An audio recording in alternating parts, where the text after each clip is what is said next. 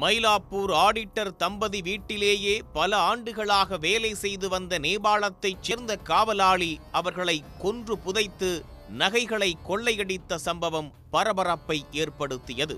தற்போது நடிகர் ஆர்கே வீட்டில் பல ஆண்டுகளாக வேலை பார்த்து வந்த நேபாளத்தைச் சேர்ந்த காவலாளி ஆர்கே மனைவியை கட்டி போட்டு கொள்ளையில் ஈடுபட்டுள்ளார். கொள்ளை சம்பவத்தின் பின்னணி என்ன? எல்லாம் அவன் செயல், அவன் இவன், அழகர்மலை உள்ளிட்ட பல திரைப்படங்களில் நடித்தவர் ராதாகிருஷ்ணா என்ற ஆர்கே.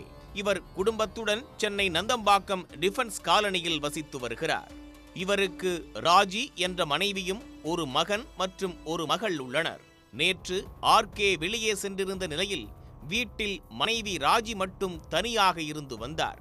அப்போது திடீரென முகமூடி அணிந்த 3 பேர் கொண்ட கும்பல் ஒன்று வீட்டிற்குள் நுழைந்து ராஜியை கட்டி போட்டு வாயில் பிளாஸ்டரை ஒட்டி உள்ளனர். தொடர்ந்து அந்த கும்பல் வீட்டின் பீரோவில் வைக்கப்பட்டிருந்த சுமார் 200 சவரன் நகை மற்றும் 2 லட்சம் ரூபாய் பணத்தை கொள்ளையடித்துக் கொண்டு இருசக்கர வாகனத்தில் தப்பிச் சென்றுள்ளனர்.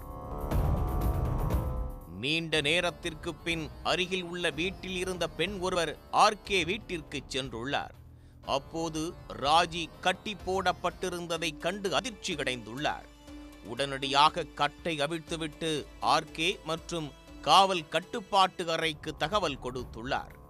சம்பவ இடத்திற்கு சென்று நந்தம்பாக்கம் போலீசார் விசாரணை நடத்தினர். வீட்டில் இருந்த சிசிடிவி காட்சிகளை ஆய்வு செய்த போது ஆர்கே வீட்டில் பல ஆண்டுகளாக பணியாற்றி வந்த நேபாள நாட்டைச் சேர்ந்த காவலாளி ரமேஷ் தனது 2 நண்பர்களுடன் சேர்ந்து கொள்ளை சம்பவத்தில் ஈடுபட்டது தெரிய வந்தது.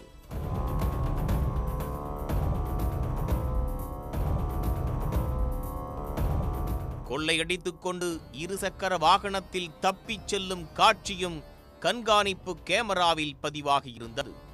இதையடுத்து நடிகர் ஆர்கேவிடம் புகார் பெற்று வழக்கு பதிவு செய்த நந்தம்பாக்கம் போலீசார் தப்பியோடிய கொள்ளையர்களை தேடி வருகின்றனர்.